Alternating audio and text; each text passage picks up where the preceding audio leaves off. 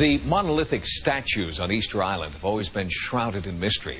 But the truth is that scientists know who built them and how they were created. The real mystery on Easter Island is not in the statues, but in a macabre trail of death that almost wiped out an entire civilization. Dr. Jared Diamond believes that the planet Earth is in trouble. And to understand why, we need look no further than this tiny island in the middle of the Pacific. Easter Island is roughly 8 miles across. Its area is 64 square miles, and it's the most isolated habitable piece of land on Earth.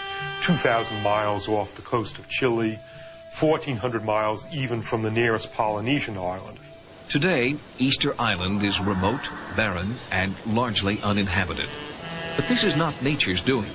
The island used to be covered with tropical plants. It was home to exotic animals and large human population, a population much like our own, Dr. Diamond suggests, that ignored the balance of nature. I think the real appeal of Easter Island is that it is a microcosm for the world and what's happening to us. The biggest threat to human civilization in the next century is an environmental holocaust, and we can see the signs all around us. Population biologist Dr. Paul Ehrlich also sees a cautionary tale in Easter Island. The parallels so far between Easter Island and the global population are very clear. That is, Easter Island had a population explosion. We've had a population explosion. Easter Island then had a population collapse. The issue is, are we going to have a population collapse, or are we going to sensibly limit our reproduction so that we can begin a gradual return to a sustainable population size? Because right now, the population of the planet is far above the present carrying capacity. And when the population of Easter Island exceeded its carrying capacity, not only was the Pacific paradise destroyed, so were the people. Mistake number one, too many people. Mistake number two, they destroyed their biological environment. They chopped down the forest.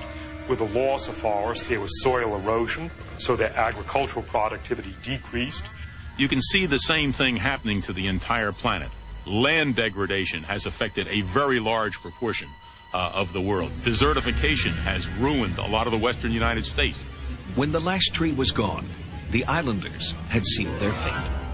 They did not have the raw materials needed to build canoes with which they could then go to sea and feed themselves. So they exterminated some of the wild species on which they depended for food. The result was that when they had eliminated the main sources of wild protein, they then turned to the only source of large protein remaining on the islands, namely humans. They turned to cannibalism. Things got so tough that they began eating each other. I mean, one of the classic curses on Easter Island was, your mother is stuck between my teeth. That's not the situation we want to get into here on the planet as a whole. But could the island's history repeat itself on a global scale? Our population and the scale of the human enterprise is growing essentially exponentially. And we could very easily face a demise such as that took over Easter Island.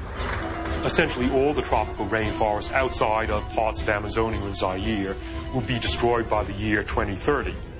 The world population is doubling about every 42 years. So in about 60 or 70 years, we'll be using all the energy from sunlight. That then is an absolute limit on human population, and there won't be anything left in the world except humans, cows, rats, and the other animals dependent upon us. What we need to do immediately is to raise to the top of the human agenda the whole issue of how we reduce the scale of the human enterprise to the point where the planet can sustain us essentially permanently. If we don't start doing that immediately, I fear for the future of our civilization. The planet Earth is an island in the middle of space, and we today are in the process of destroying our civilization, just as Easter Island did destroy its own civilization.